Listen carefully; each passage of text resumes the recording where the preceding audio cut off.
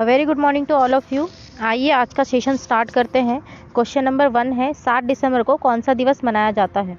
7 दिसंबर को मनाया जाता है भारतीय सशस्त्र बल झंडा दिवस। भारतीय सशस्त्र बल के अंतर्गत 3 सेवाएं आती हैं, भारतीय वायुसेना, भारतीय जल सेना और भारतीय तटरक्षक बल। यह तीनों सेनाओं के सर्वोच्च कमान होते हैं राष्ट्रपति। और साथ ही साथ 7 दिसंबर को इंटरनेशनल सिविल एविएशन डे भी मनाया जाता है। इंटरनेशनल सिविल एविएशन डे को हिंदी में हम कहते हैं अंतर्राष्ट्रीय नागरिक उड्डयन दिवस। क्वेश्चन नंबर 2 है हाल ही में किस मराठी अभिनेता का निधन हुआ।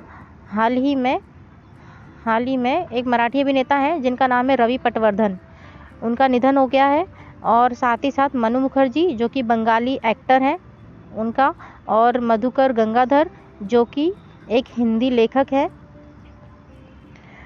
जाने माने हिंदी लेखक है इनका, और नरेंद्र सिंह जो कि फाइबर ऑप्टिकल्स के जनक माने जाते हैं, उनका निधन हो चुका है। तो कल हमने हमारे देश की 4 हस्तियों को खो दिया।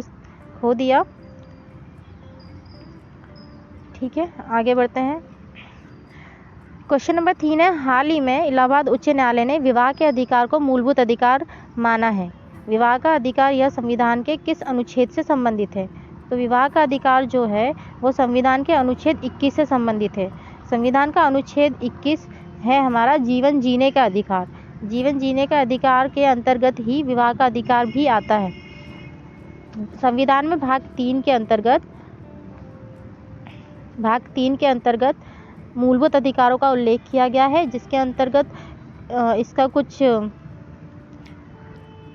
बाइफर्केशन किया गया है। जैसे 14 से 18 तक समानता का अधिकार, 19 से 22 तक स्वतंत्रता का अधिकार, 23 और 24 शोषण के विरुद्ध अधिकार, 25 से 28 धर्म की स्वतंत्रता का अधिकार, 29-30 सांस्कृतिक और शैक्षिक अधिकार, और वहीं 32 संवैधानिक उपचारों का अधिकार। इस तरह इसे 6 भागों में विभाजित किया गया है। इससे पहले यह 7 भागों में विभाजित था, वहाँ संपत्ति का अधिकार था, लेकिन उसे संपत्ति के अधिकार को निरस्त कर दिया गया। तब से यह 6 मुख्य भागों में विभाजित है। आगे बढ़ते हैं। क्वेश्चन नंबर 4 सर्वोच्च न्यायालय में सीधे बार काउंसिल से जज बनी पहली महिला वकील कौन है। तो कौन है, इंदु मल्होत्रा। आगे बढ़ते हैं। रविंद्रनाथ टैगोर साहित्य पुरस्कार 2020 से किसे सम्मानित किया गया है। तो राज कलम झा जो है इनको रविंद्रनाथ टैगोर साहित्य पुरस्कार 2020 से सम्मानित किया गया है।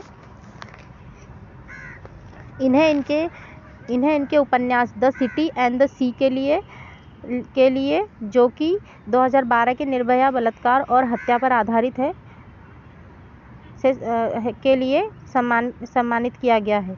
और इन्हें $5000 का उपहार के साथ इन्हें सम्मानित किया गया है।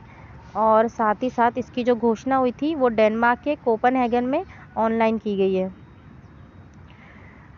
अच्छा, जो रविंद्रनाथ साहित्य टैगोर पुरस्कार है यह 2018 में जो अमेरिका के प्रशासक थे बुंडालो करके ना, उन्होंने विश्व शांति और साहित्य कला, शिक्षा और मानव अधिकारों के मंच के तौर पर इसकी स्थापना की थी। ठीक है। हाँ, अगर हम ये देखेंगे कि पिछले वर्ष 2019 में किसे दिया गया था, तो 19 में ये राणा दासगुप्ता जी को दिया गया था उनके उपन्यास सोलो के लिए। ठीक है। क्वेश्चन नंबर 6 है WHO की डिप्टी जनरल बनने वाली पहली महिला भारतीय कौन है। तो WHO की डिप्टी जनरल अब तक कोई भारतीय नहीं बना था, यह पहली भारतीय भी हैं और पहली भारतीय महिला भी हैं। तो वो है सौम्या स्वामीनाथन। सौम्या स्वामीनाथन प्रसिद्ध चिकित्सा शोधकर्ता और स्वास्थ्य नीति विशेषज्ञ हैं। इनका मुख्य शोध का जो विषय है वो है HIV और TB।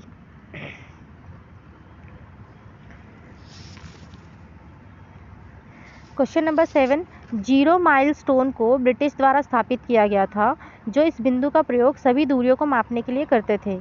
यह कहाँ स्थित है? यह स्थित है दोस्तों नागपुर में, महाराष्ट्र के नागपुर में यह स्थान स्थित है, जहाँ से कई मेजर सिटीज़ को अच्छे से कनेक्ट किया जा सकता था। इसलिए इन्होंने यह 0 माइलस्टोन की स्थापना यहाँ पे की, जो ऐसा माना जाता है कि यह मेजर सिटीज़ के बीच में है, जिससे कि बाकी लोगों को अच्छे से कनेक्ट किया जा सकता है।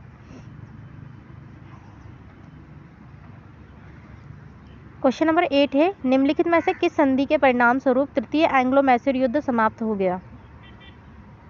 तो तृतीय मैसूर युद्ध समाप्त हुआ था श्रीरंगपट्टनम की संधि से। श्रीरंगपट्टनम की संधि से समाप्त हुआ था। और ये किन के बीच हुआ था ये युद्ध? ये हुआ था मैसूर के शासक टीपू सुल्तान और मैसूर के शासक जो टीपू सुल्तान थे उनके, और ब्रिटिश ईस्ट इंडिया कंपनी जो थी उसके बीच ये हुआ था। और कब से कब तक हुआ था? तो ये हुआ था 1789 से 1792 के बीच। क्वेश्चन नंबर 9, हाल ही में किस बैंक ने तकनीकी आधारित एक ऋण प्रबंधन समाधान लेंस अर्थात लेंडिंग सॉल्यूशन लॉन्च किया? तो किस बैंक ने किया है? तो किया है पंजाब नेशनल बैंक ने। क्यों किया गया है ये? तो ये किया गया है ऑनलाइन ऋण प्रक्रिया और ऋण प्रस्तावों की मंजूरी में सटीकता बनाए रखने के लिए। पंजाब नेशनल बैंक का मुख्यालय है न्यू दिल्ली में, और इसके CEO हैं SS मल्लिकार्जुन राव।